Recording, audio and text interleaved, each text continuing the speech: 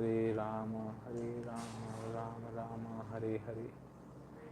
Hare Krishna, Krishna Krishna, Hare Hare, Hare Rama, Rama Rama.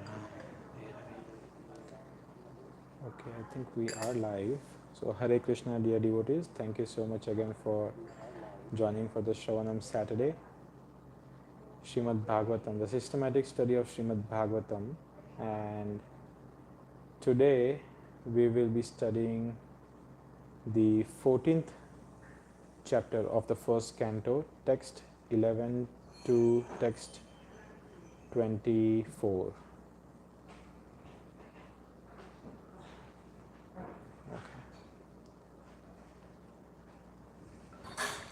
Jaya Radha Madhava Kunja Bihari, Jaya Radha Madhava Kunja Bihari, Jaya Gopijana Vallabha Girivaradhari, Jaya Gopijana Vallabha Girivaradhari, Yashoda Nandana Braja Jana Ranjana, Yashoda Nandana Braja Jana Ranjana, Yashoda Nandana Braja Jana Ranjana, Yashoda Nandana Braja Jana Ranjana, Yamuna Tira Vanachari, Yamuna Tira Vanachari, Jaya Radha Madhava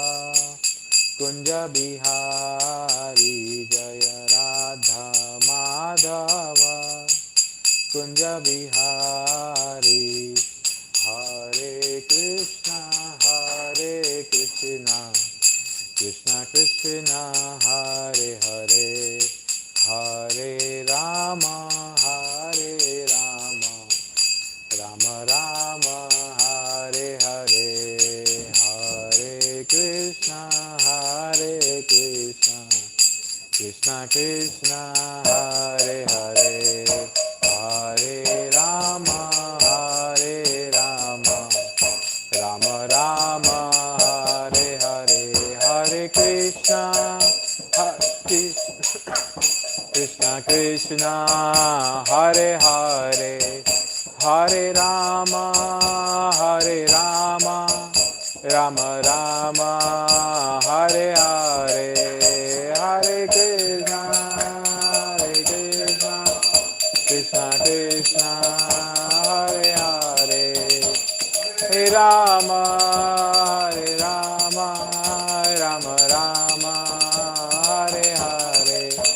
Jaya Radha Nattabara Radha Nattabara Shri Radhe, Jaya Radha Nattabara Radha Nattabara, Jaya Prabhupada, Jaya Prabhupada, Jaya Prabhupada, Jaya Prabhupada, Jaya Prabhupada, Prabhupada, Vasudevaya. Om Namo Bhagavate Vasudevaya. Om Namo Bhagavate Vasudevaya. Okay, so actually I'm not able to. How about this, Prabhu? Instead of mirroring from my laptop, I can just open Vedabase from the TV, and then you can use the remote to go to the verses. Yeah? We'll do that.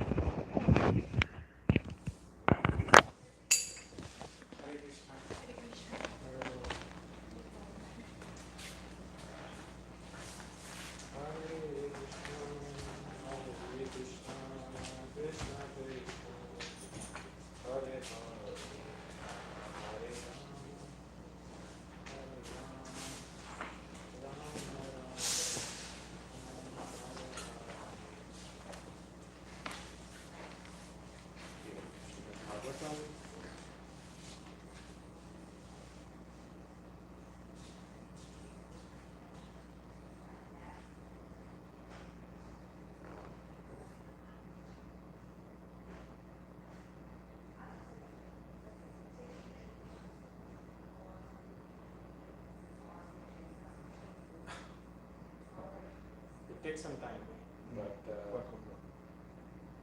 works ultimately.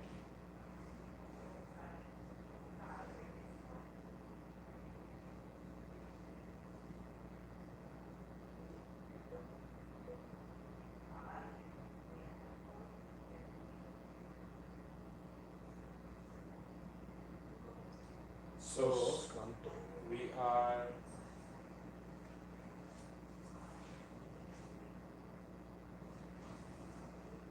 on the 14th chapter. It's these two chapters have been very depressing, isn't it? First, Dhritarashtra quits home. Vidura chastises him so much, and then here comes Krishna leaving the material world. So we'll read from text 11, and yeah, for a couple of weeks we had all kinds of festivals, so we could not study the previous verses, but I think it's nice because there are literally no purports in any of these verses from Prabhupada. So I was thinking, what will we read? So we will just catch up on whatever we have missed so far. So far we know that Dhritarashtra quit home with Gandhari and his brother Vidura, and Narad Muni gave Yudhishthira. Yudhishthira Maharaj was very upset, very sad that how his uncle at such an old age, he left the house, and he was not happy. He was worried about their well-being and what are they doing. And Narad Muni, very like a pure devotee, blesses all the other devotees, all the other human beings, all the living entities. He came and he gave Yudhishthira Maharaj the that peace, that don't worry, Dhritarashtra and Gandhari, they are at the southern side of the Himalayas. They are doing their spiritual, they are performing their spiritual practices. Dhritarashtra was living on water. He was not eating anything, and in that purport Prabhupada says that if any living entity wants to advance in spiritual life, the first thing they have to do is control their tongue, which is to eat and to speak. So Dhritarashtra then went in samadhi, and then ultimately he was liberated. He merged in the Brahman. Then Gandhari also, he because he was a yogi, his body was burnt automatically, and Gandhari went into that fire, became Sati, and Vidura went on on his pilgrimage. And then Yudhishthira Maharaj started seeing all these bad omens. First it was all like natural, right, calamities. He was seeing, and he's like, this is not normal. And like there was like rain like untimely rains. Then the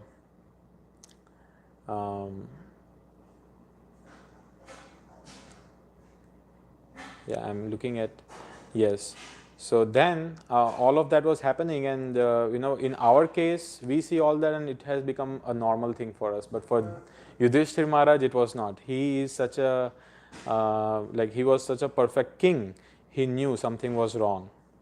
So then text 11, he said, let's read the verse.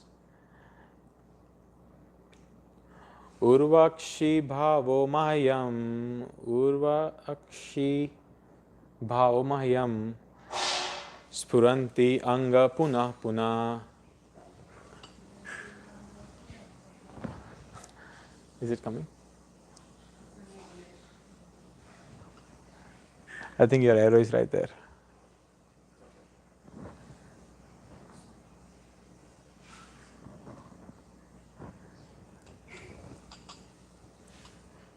We will slowly get used to the TV.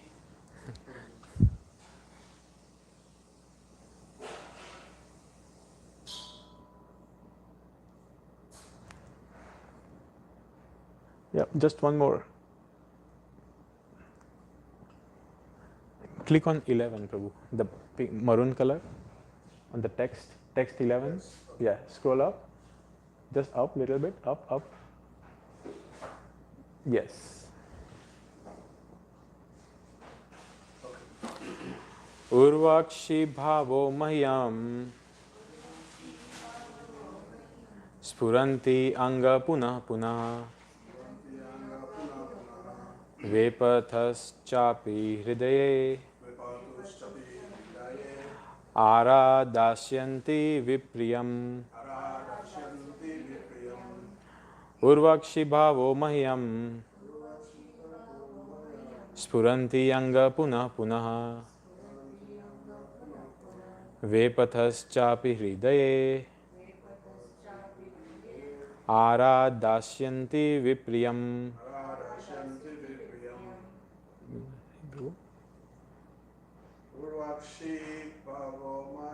Urvakshi bahavo mahyam spuranti anga punah punah vepathus chapi hridaye aradasyanti viprayam. Urvakshi bahavo mahyam spuranti anga punah punah vepathus chapi hridaye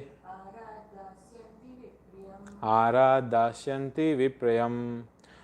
So this is the conversation between Yudhishthir Maharaj and Bhim.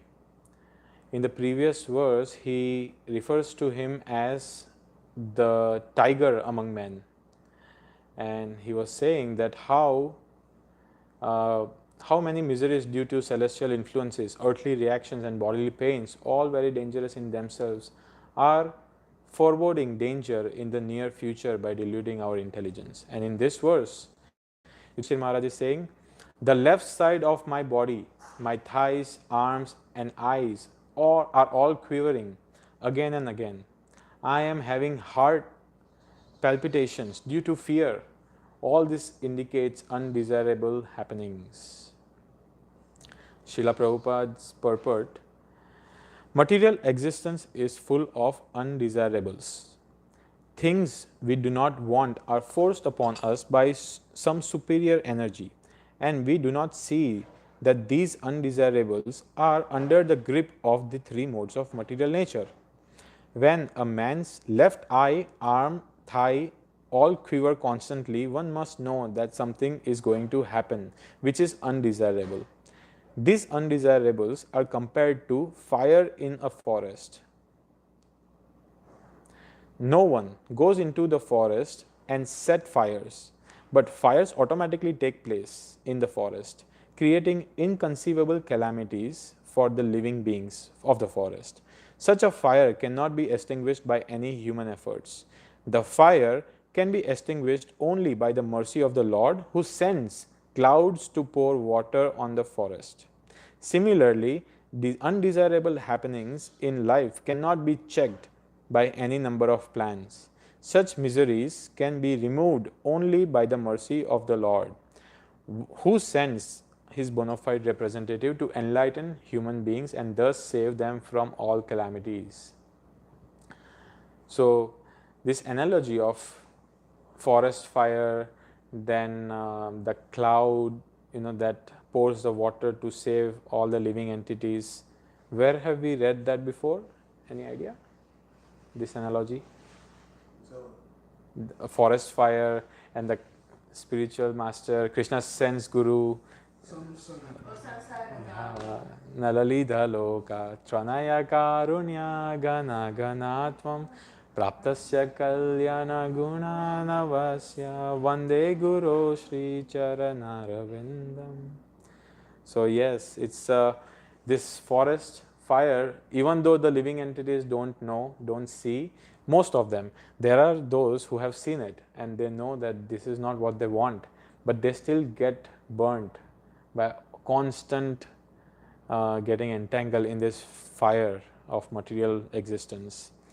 And we try to put our efforts to extinguish this fire. So it is like, the big fire, forest fire is there, and a person is trying to pour the bucket of water. That's it, just a bucket, one by one.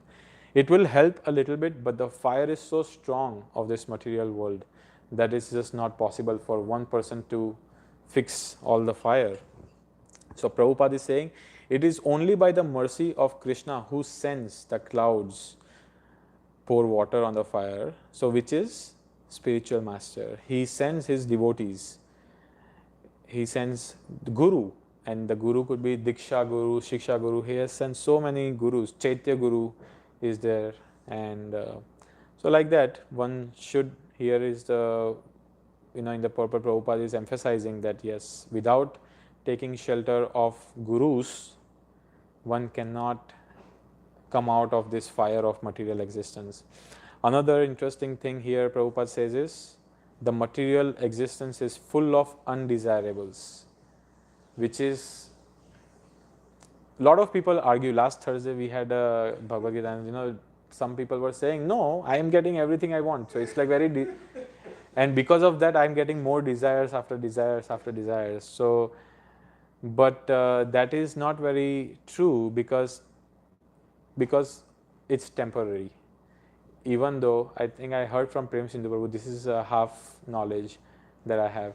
So he said that in whatever we get, there are three problems. One, if we want, we don't get it. Two, we get it, but it's not what we were expecting. And three, we get it, it's what we are expecting, but it doesn't last long. So it's not very desirable, and it's not something that is going to last long, even if it is something nice. So Prabhupada is straight. He's concluding that material existence is full of undesirables, and lot of the things are just simply things we don't want, are forced upon us by some superior energy. And what are those things? Birth, death, old age, disease. Other things are very subjective, but these things are definitely forced upon us. Doesn't matter what is our caste, creed, or where we have come from, who we are, how rich we are, how poor we are, how intelligent we are, employed, unemployed, doesn't matter. These things are forced upon us by material nature. And then here is one thing, I found this very interesting. When a man's left eye, arm, thighs quiver, that is a sign of bad omen. Did you know that, Prabhu? Yeah. I heard that for women is right side and men is left, something like that. I think it is left. No, it's left in this verse. Weird things like what's right side, maybe you will get more money, left side is bad. Yeah. So here it's pretty clear. We'll try to remember, left part of the body is inauspicious. That left eye, left arm, left thigh quiver. Which other place in our in this pastime of Lord Krishna where we saw another devotee was quivering?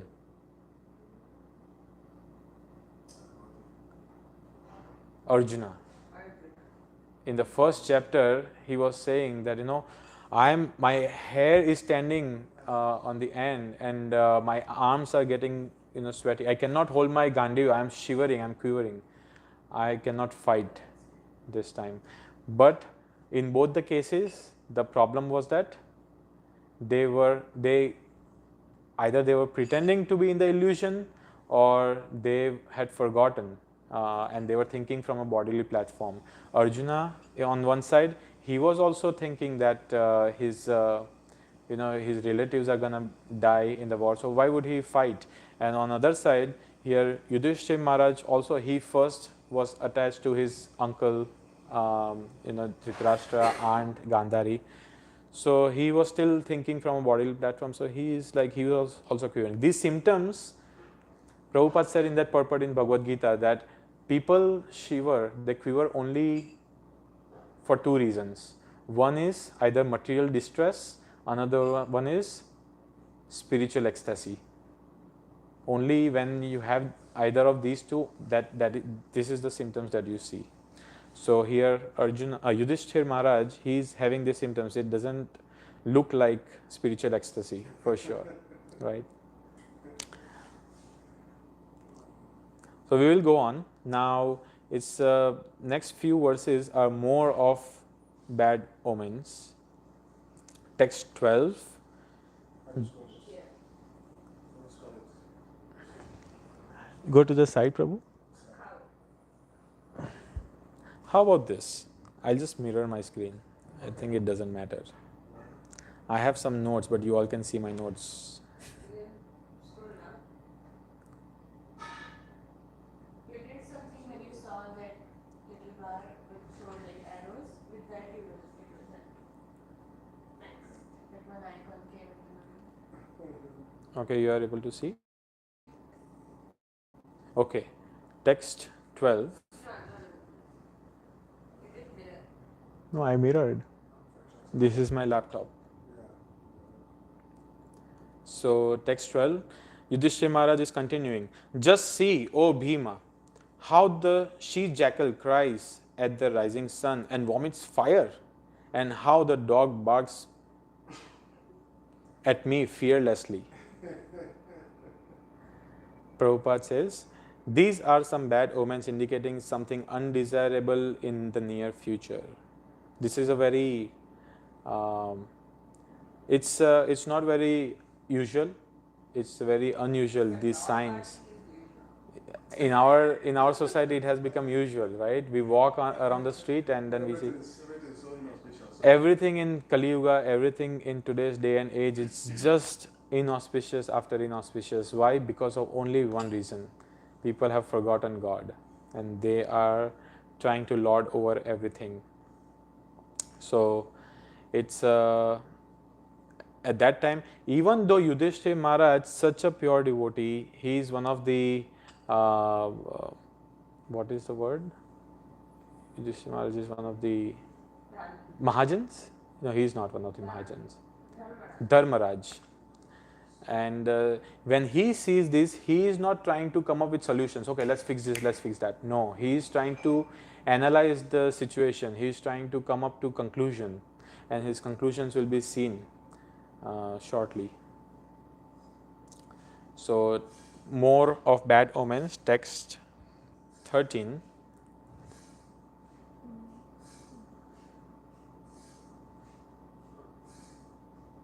Can someone read?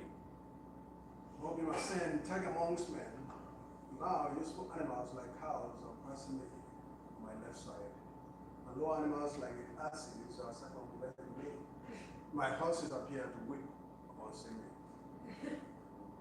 me. This is also not very common. Yudhishthira Maharaj,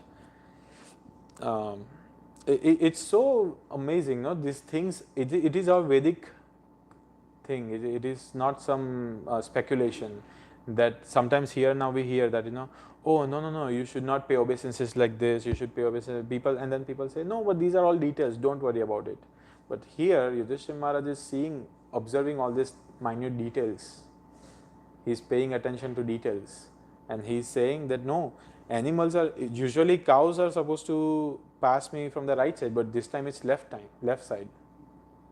So there are so many things, details also we can take. The only problem is that in today's day and age, we take the details and we push it on others. We don't, it's not that, okay, no, I should improve my, etiquette, Vaishnava etiquettes, and I should improve my consciousness. No. Oh, why you are doing like this? That is something not right, at least not in all the contexts. But in this case, this proves that no, details also matter. Details are not important, but they matter. And it's important only like if we are thinking that, okay, this is to improve my own consciousness and not to show someone that, no, you are wrong, I am right, so now I am your senior, right? So far, any questions? It's pretty straightforward, right? What is that about cows should pass from the right? Yeah. No, here it's Yudhishthira Maharaj is saying, right? Cow is passing him from the left side. So he's considering that as an inauspicious sign. I thought he's saying instead of circumambulating, they're passing. Instead of being near me, they're going away. Now, that is asses. Right, but instead of cows circumambulating, the asses are circumambulating. On the left side, then what is the point of left side? It doesn't matter. That's what I take it as. That's why I'm curious why they should be on the right side. Because I am thinking of it as like two separate things. One is now useful animals like cows are passing me on one side is one point, and second point is that lower animals like asses are circumambulating me. Different points, Right. but why does left side matter? So that's what this is like. It must be some Vedic detail. Yeah, so like that's why I'm asking. Yeah, the whole thing is just that, you know, in the Vedic system or Vedic age, the two hands or two sides are used for different things. Yes. For instance, you're watching. Presently, many people don't really take most of this into account. But for instance, sacred items for washing, you don't have to use left hand to touch it. Even while washing. Try as much as possible not to use your left hand.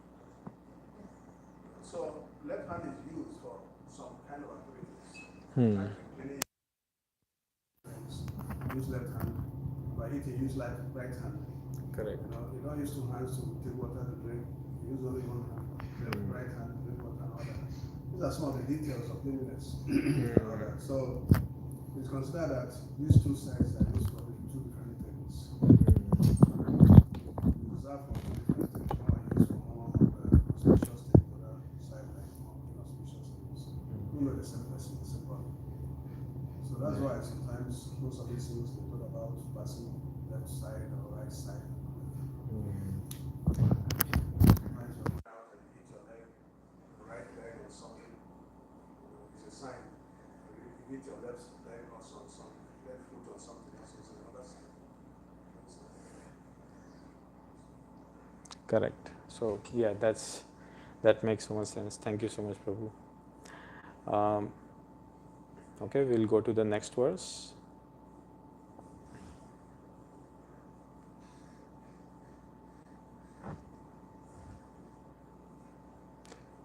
Anyone else want to read?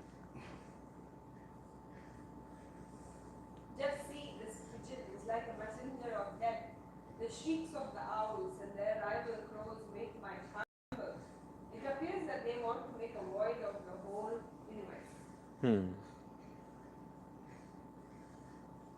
Yeah, pretty straightforward. So these were all like something that used to happen with like living entities. About living entities, how one can identify what is good and what is bad omens, auspiciousness, inauspiciousness. Now comes the inauspiciousness part that one can figure out by looking at paying attention to the nature. Just see how the smoke encircles the sky.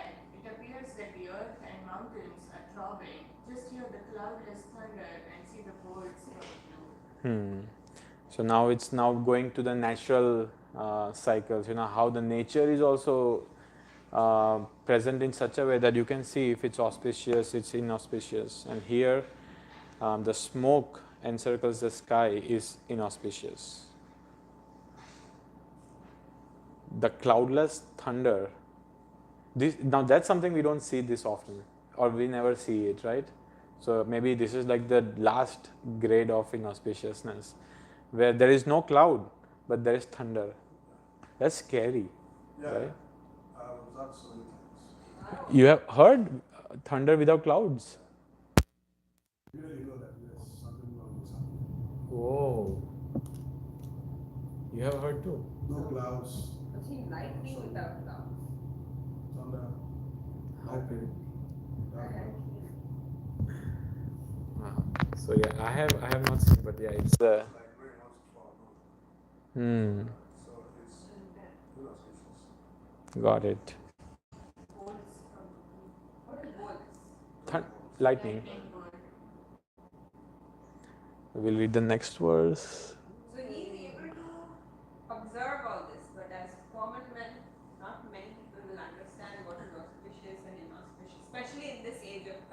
Correct. But he was in Dwarka, no, Dwarka Yuga. So these things were uncommon. Hmm. For us, it's very common to see someone.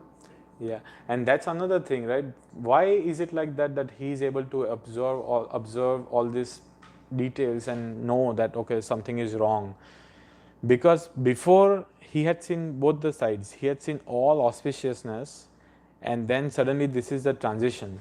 So now he's seeing the bad thing, and now he's like, oh, this is very obvious. Like every day we are like, it's all natural. This is natural for us. But one day if something goes in the air and now we feel different, and we are like, oh, this is not correct. This is not right. Something in the air, something in the water. So for him that's the case, but of course he is a pure devotee, so he also can tell, and he is also the king of Hastinapur.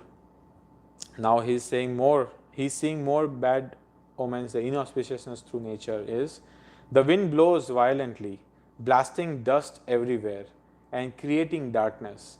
Clouds are raining everywhere with bloody disasters. Now this is also something very common in today's age. We have seen winds, like hurricanes and stuff like that, and the dust storm, sandstorm. People think it's a natural phenomenon. It's just because we live in this area, there is hot air, cold air, then all these things. They have all kinds of scientific reasonings. But actually this is inauspiciousness. There is nothing more than that. Right, this is not at all natural. But unfortunately, people have to just deal with it. They cannot do anything also about it. They cannot stop cows from not passing from this side. They cannot stop the ashes. They cannot stop the clouds. They cannot stop. This is just have to deal with it. And that is the point of Kali Yuga. That we may try to, there are so many people who are spending their lives in fixing the situation. They thinking, no, we must fix it. But it's just not possible. So many things are not in our control. The only thing in our control is our choice of practicing Krishna consciousness, of practicing bhakti. And not making it worse, maybe. Yes. And sometimes it's like, we are trying our best. Like, there was no rain in Puerto Rico some years ago, and then devotees chanted, and then it was raining. And even during Prabhupada's time also. But of course, we have to remember that in one of the 10 offenses is to use holy name for material gains, for material achievements. So sometimes devotees, they are the most merciful. So they want, other people's life get better. So they do that. But it is possible that by introducing more bhakti, introducing more Krishna consciousness in the society, it will get better. But the only problem is that people, they don't take it, and they continue this cycle. There is no break. Now we will see the inauspicious signs from the illuminaries, like some big personalities. The rays of the sun are declining and the stars appear to be fighting amongst themselves. Confused living entities appear to be ablaze and weeping. Very strange, like just seeing all these things. And this is not even anybody's fault. Imagine. Right? This is like people have slowly degraded their consciousness, but at this time this whole thing is happening is because Krishna is leaving. Everybody is in chaotic, like people have forgotten that it's like Brajadham, Brajavasi. Everybody is like just unconscious. They don't know what are they doing. Like somebody is taking that something else instead of their cows. In Vrindavan Leela, we hear when Krishna is gone, the Brajavasis go clueless. They don't know what are they doing. They don't know what are they eating. They forgot to eat, sleep, drink anything. So this is how the devotees they go when they see Lord is disappearing. So the next verse. These are all pretty straightforward, and I guess that's why Prabhupada have no purports. There are no classes also on all of this, so it's nice to know.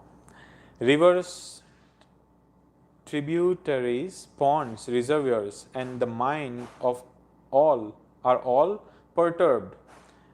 Butter no longer ignites fire. What is this extraordinary time? What is going to happen? If we try to do that, if we put butter in the fire and if it doesn't do anything, if it would be scary, right?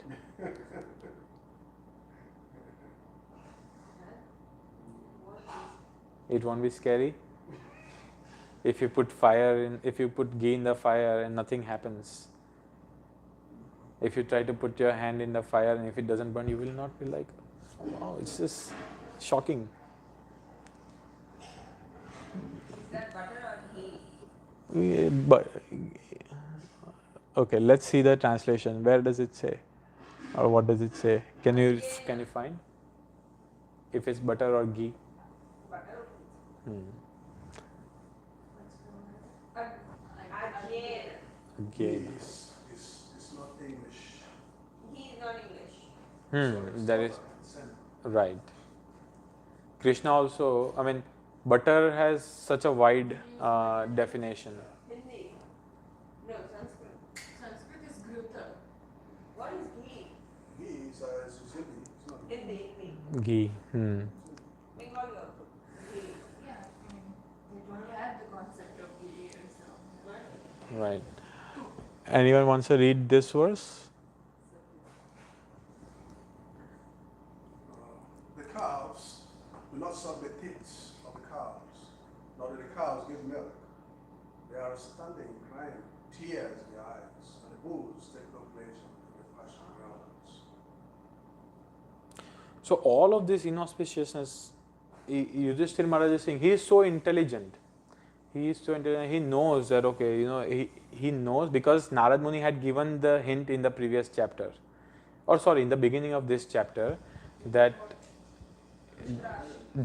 previous chapter. In the previous chapter, he said, Krishna is winding up his business, so you also better get prepared. And he's like, oh, wait, what? It's happening? But here, so far, he's just giving this detail of all this inauspiciousness, the bad omens that he's seeing. It's just unnatural. This is not normal at all. And he's still not uttering the hardest words of his life, that my Krishna is going to leave soon. He is not saying that. So it is the devotees, devotees are always like that.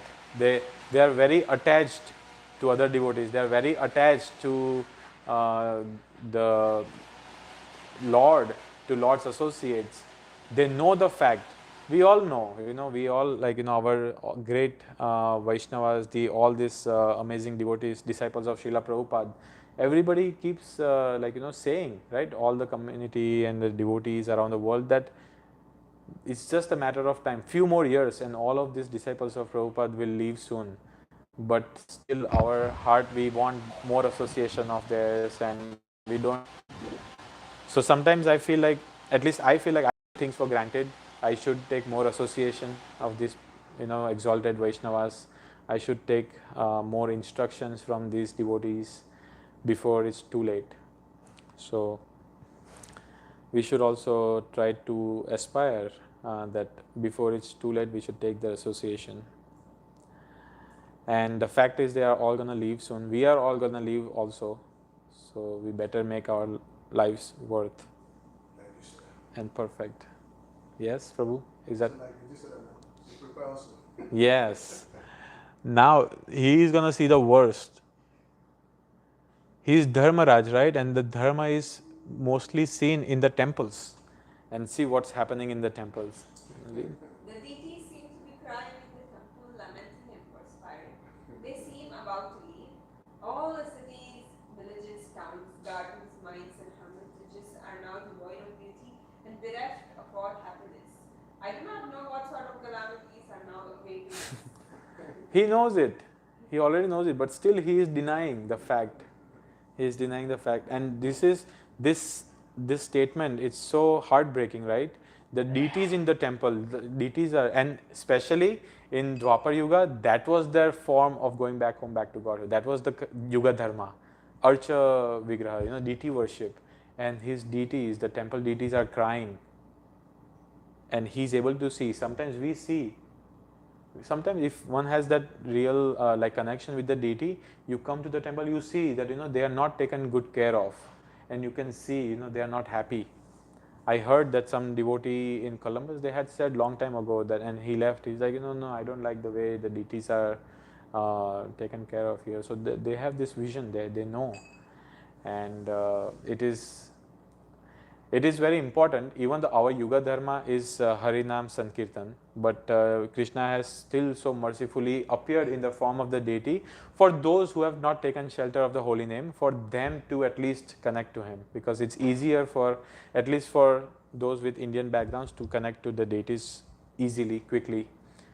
Mahatma Prabhu was sharing, like he was asking, how we can develop our relationship with the holy name.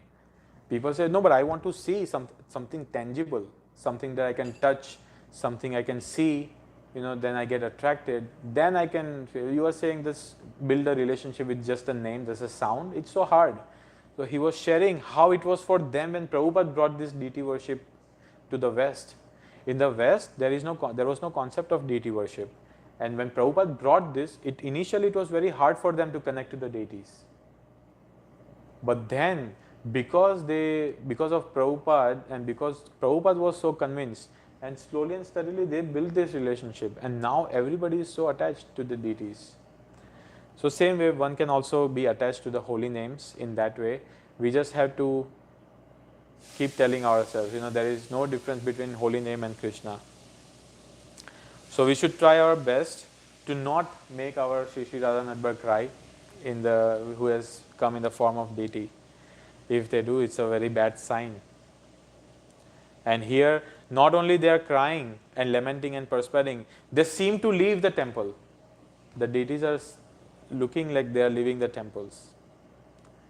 So this is like the last, bad sign that he is seeing. Someone read this? Yeah, read.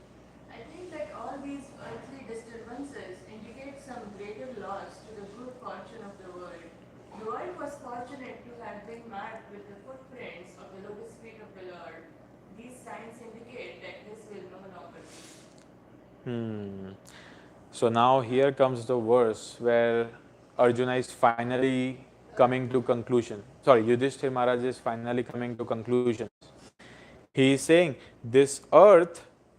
So this is like kind of one more suspicion. Now he is like, everything is coming together. He is putting all the dots together, and he is saying that he is not seeing Krishna's footprints anymore on this earth.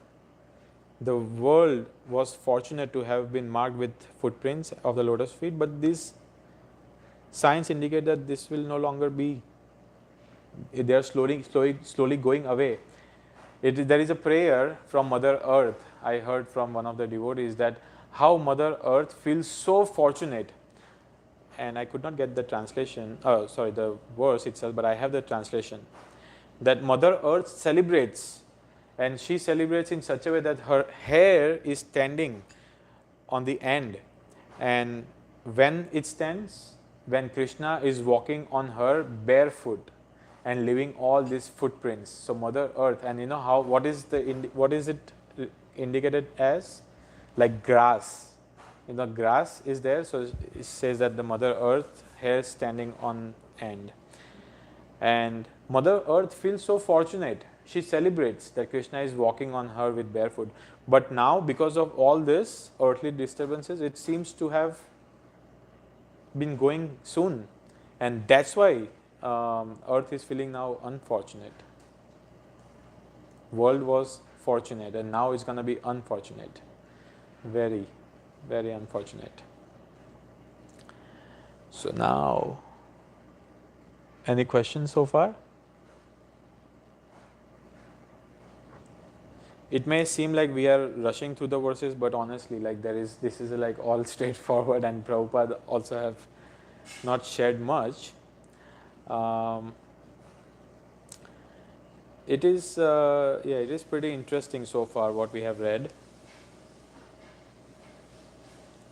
In the previous verse, I was thinking there are so many pastimes of Srila Prabhupada also where the deities, he's having his personal relationship with the deities, right? Sometimes he could enter the temple and he could tell that, oh, devotees are not taking good care of Radha Madhav, or the deities are very happy, devotees are taking very good care of him. Even though someone is complaining that, oh, but he is not doing well, she is not doing good. No, deities are happy. Let it be, let them be. Deities are very happy. So like that, it's deities leaving the temple. It is also a known fact, and we have seen many times that deities are leaving the temple. Any pastime that one can think of where deities left the temple? Gopinath, Kirchora Gopinath, yeah. When he was Madhavendra Puri was bringing, right? That, and even I heard there is a very nice book called. This is from Purnachandra Swami. The book is called The Unspoken Obstacles in the Path of Bhakti. In this book, he has read all the Vedas and different Acharyas' books, and he found this one very interesting thing. There is a prediction that Lord Jagannath of Jagannath Puri will leave Jagannath Puri in future.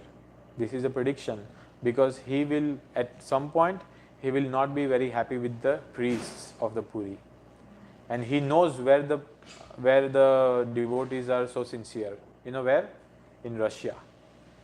So it is predicted that Lord Jagannath will go to Russia and will be worshipped by the Russian devotees.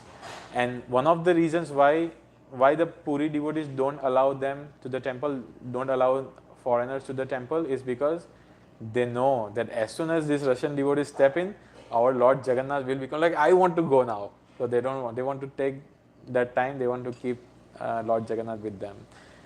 So this is something that is written in this book, Unspoken Obstacles. Unspoken Obstacles in the Path of Bhakti by Purnachandra Swami. So these signs one should also pay attention to. We should see, this is the age of quarrel and hypocrisy. There will be quarrel always, but despite of all that, one should overcome and see, how they are serving, how is their sadhana, how is their Krishna consciousness going. And then this is the second last verse of today. O Brahmana Shaunaka, while Maharaj Yudhishthir, observing the inauspicious signs on the earth at that time, was thus thinking to himself, Arjuna came back from the city of the Yadus. And now all of a sudden our hero comes back. Right? Arjuna had gone to Dwarka with Krishna, and he was there, and Yudhishthir Maharaj has been waiting. We saw in the beginning of this chapter, it's been months that he hasn't heard from Arjuna, but now he has returned, right? Everybody, and Yudhishthir Maharaj just sensing that Arjuna is coming, he is so happy that, okay, finally my Arjuna has come, and finally I will hear something about my Krishna, I will finally hear about Krishna's associates. But devotees, we don't have good news. Why? Arjuna has come, but what are his emotions? Anyone want to read? Prabhu? When he bowed at his feet, the king saw that his dejection was unprecedented. His head was down, and tears gathered from his eyes. Not even uttered a word. He just entered, and the king saw that he was dejected fully. Arjuna knew. This is a very heartbreaking part of this canto. And in the life of any devotee, like when we know that your near and dear, who is so close to your heart is going to leave. They have not left, but you know that they are going to leave. If one just contemplates on this and thinks that, how it's going to happen, it is a very heartbreaking. Has it already happened? No. Krishna has not left. He is going to leave soon. I left. I didn't look at him. I already left. I went to ISKCON. Ah, That's what I was thinking. I already left. Krishna already left. He's already left. What was he doing 7 months? He was taking care of the instructions about Krishna to him. taking his wives away. And we know, there are two ways you can serve your spiritual master, you can serve Guru, is Vapu Seva and Vani Seva. Taking care of all the preventions of hepatitis, members of hepatitis, taking care of so many things, so many responsibilities. Right. So Arjuna took care of all of that, while Yudhishthira Maharaj had no idea all of that had happened.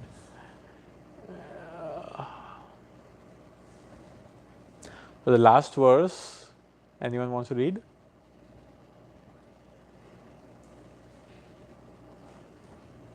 Seeing Arjuna fail due to heartfelt anxieties, the king, remembering the indications of the sage Narada, questioned him in the midst of friends. So now, after this is the conversation between Arjuna, more heart-melting words, and it's a very good reminder for all of us, especially me, to associate with some exalted Vaishnavas that Srila Prabhupada has graced us, and whenever it's a very hard situation. I'm just thinking, how it would have been for all these Prabhupada's disciples when Prabhupada left. It would have been a disaster, right? But they are so strong, and they have been practicing the instructions of their spiritual master Srila Prabhupada, and 50 years, 50 years, and they have unflinched. That is the faith in this process. That is the faith in Srila Prabhupada. That is the faith in these devotees of the Lord. That no matter what will happen, we will not let loose. We will not give up the instructions of our spiritual master. Because Prabhupada has said many times, more than Vapu Seva is Vani Seva, more important. So Krishna may leave, but we know that these devotees are so pure, and they will fulfill his instructions, and they will continue to walk there. If someone leaves, that doesn't mean that we leave, we are done. Prabhupada said, whatever happens, do not leave ISKCON, and do not, if you continue to follow my instructions, which are very simple, follow 4 regular principles and chant Hare Krishna minimum 16 times, that's all. Just do that. And then he said, right, Prabhu, is it fact? That's what Prabhupada said. To not to leave ISKCON. Yes. To follow the Krishna. Follow his instructions. That's what we need to do. It's not just the structure of ISKCON. Yeah. And it's funny, this may sound very easy. This may sound very easy, but it's not at all easy. It can't be easy. Chanting 16 rounds every day minimum, and then it's very difficult. It's just by time one feels. Krishna gives that taste in the beginning, but if one is chanting for so long, you can just see from their nature, from their behavior, that they are so sincere. And when they don't chant sincerely, over the period of time, you can feel that burnout. You can feel the displeased nature, right, Prabhu? You are so senior. You must have seen all kinds of people. What do you think? What happens if one chants for so long? Does it? Yeah, chanting simply means if one sincerely, chants the holy names, and if one is getting purification through the chanting, you get more enthusiasm, you get more attachments to the process, and you also get more blessed with the eagerness to chant and the lessons. But if one is not doing that, gradually all the bad anatas start coming back, and then you become so irritated with yourself, you know the pressure with yourself again. Become offensive even to yourself and to others. That is a worse. Offending devotees. Worse. Yeah.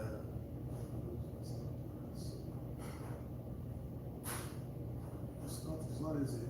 person that goes to service. Krishna, Srila Prabhupada made all the wonderful arrangements so that one can easily do that. They've been giving you temple, giving you association of devotees, giving you the books, giving you prasada, giving you everything.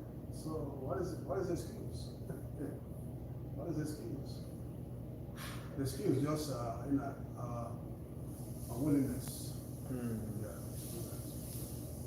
What can Lord Krishna do? We are not willing. Still wants to lord over everything, still wants to be the not servant but the master. The truth is that Krishna is always there. Krishna is always ready to come through in all circumstances. If we really want to. He just wants. And that's what we find out the difficulties, not the excuses. If we are willing and desire that Krishna always comes through. That's right there. Krishna comes through. You want to share something? It's interesting about how like Maharaj Krishna could pinpoint the inauspicious moments and see the difference between how it was with Krishna and how it is without Krishna. Like it's not easy to identify all this. Like when you're not attentive, especially when you're a king, when you are living in the palace and not seeing the outside common world. But he observed the cows and the pigeons and he cared for those living entities. That's why he gave attention to those. If he had not cared about them, then he wouldn't see those moments. But he looked at each and every element of Lord's creation, see how they are behaving, how they are acting, and he could observe the different changes and could tell the difference between how it is with the Lord and without the Lord. It reminds me of a controversial thing. Should I share? Like you said, right, that Yudhishthira Maharaj, he knew he is a king, he does a lot of stuff in the but he still knew outside the thing. So it's same way, like if someone is in different part of, like people in India telling that, okay, no, you do this in America or in the West, you have to do this way. No. You come and then you see, and then you do. You cannot say, no, it's working in India, that means it will work everywhere. And same thing in America, like if something works here, then doesn't necessarily mean one has to go in that zone, and then one have to understand the circumstances, and then one can conclude what works and what doesn't work. Yeah. You wanna share something, Chandra? Just last night I read, I know I've heard mixed things about NASA from people at ISKCON, but last night I was reading how NASA has predicted about natural changes. Like right now the temperature has raised by 2 degrees, by 5 degrees, which is coming in the next 60-70 years. Billions of people will die because of that. Hurricanes and floods, which is already we are seeing. Natural calamities happening more and more. So I know we cannot help it, but at least like when I said let's not try to make it worse either. That's why Srila Prabhupada wanted us to learn farming, to be able to be sustainable. Self-sufficient. Yeah. Very much, so much importance is given on that. It's improving. like more and more people are getting sustainable. But and at the farming. same time, more and more people are trying to destroy the planet also by their selfishness. So that's why a lot of calamities are also happening at the same time.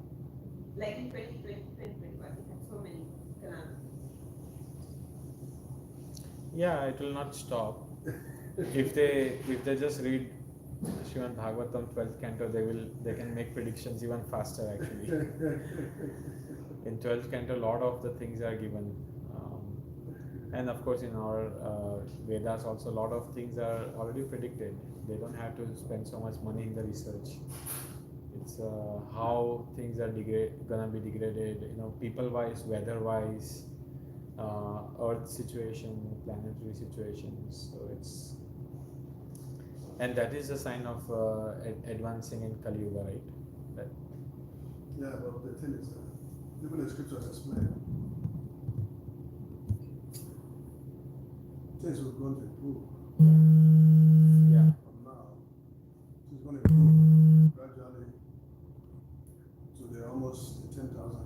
Yes. Golden This is what period. I Age of Kaliga. And after that, It will be like a mini Satyuga. But like Kali Yuga is like what, 500,000 years, right? 432. 432,000 Already years. past 5,000. So 407. it's still very early. So in the next 10,000 years, things will gradually improve. Human beings have great opportunities for very spiritual advancement. Presently, also, you see that people are becoming awakened in consciousness. People are beginning to ask questions. People are beginning to change their mindsets, and then gradually they're keeping aside religious, so-called religion. Many people are keeping aside so-called religious dogmas and doctrines. They want to really understand things in more scientific ways and all that, and becoming more and more awakened to knowledge. And so many spiritual practices also. People are taking to yoga, taking to meditation, taking to vegetarianism, taking to so many things. Exactly. Those are going on all over the world. So, and also people are looking into finer, cleaner energy sources and all that. These are all things. Science will improve and improve to such an extent that it becomes more and more metaphysical, more and more spiritual. To the extent, but it takes time, some thousands of years now, up to a minute of 10,000 years before everything deteriorates and then recalibrate starts, and then you see what it is. Yes. Right now we're in transition period. Yeah, and that's why this nowadays, it's like all this betterment that we are seeing is because of that. That people are still they are receiving spiritual knowledge. They are still not. But after 10,000 years, like what Prabhu was saying, after 10,000 years, it's gonna be just a mess. Really 10,000? Only 10,000 years? Then again, it will not be like overnight. Kali Yuga, there is still a long time. Long. But No, so after Kali Yuga 10,000, comes. then it will like come with full force. Two force. Then it will be hard if someone says Hare Krishna. Head cut. It's all described in 12th canto. And some of the things we can also tell right now, like men and women staying together before marriage, something like that. It's a normal thing, but it was not normal. Yeah. But now, so here in 12th canto, that's what it says, that how the politicians will be, how the attraction between boys and girls will be, how if you have more money, you will have more respect. Not like if you are intelligent. If you have more money, that means you have more respect. Like all these symptoms are given. Abundance. Yeah, I mean, But what was that about having multiple wives in the past? Like in Mahabharata and all, that's all we hear all the time. Yeah, that's a different situations, right? Because They were able to. they would, like sometimes they are. But it's still seen in certain communities. Yeah, if one can keep that many wives and those wives are voluntarily marrying the husband and they are all happy, the husband is able to satisfy and fulfill all their demands, then okay. But now nobody. But also there were like two ways, right? Two ways they would have more queens, because either they would have a war and the wives of the losing king is now widow, or like nobody is there to take care of her, or the queens or whatever, and then they would say, okay, I can give you protection. That was one way, and another is that the demons are attacking them. So like Krishna had 16,108 wives. Because of that, he killed this demon. So, and he had captured all these queens. So then once they were free, then they're like, okay, now we don't have anybody else to go to, so please take us under your shelter. And he took 16,108 wives equally, and not even one felt like, oh, you are spending more time with her than me. No, this is not fair. Everybody was like so happy. But it's impossible to do that now. Impossible. Nobody can.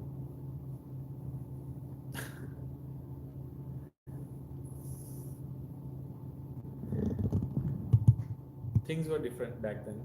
Things are very different now. Things are worse in terms of many things. But yeah, if you want to read 12th canto, that's fine. I read a little bit and I was like, I should wait. It was getting heavy. The first chapter is called The Degraded Dynasty of Kali Yuga. Here, let me pull that up. I'll close the stream. Granth Raj Srimad Bhagavatam ki Jai. jai.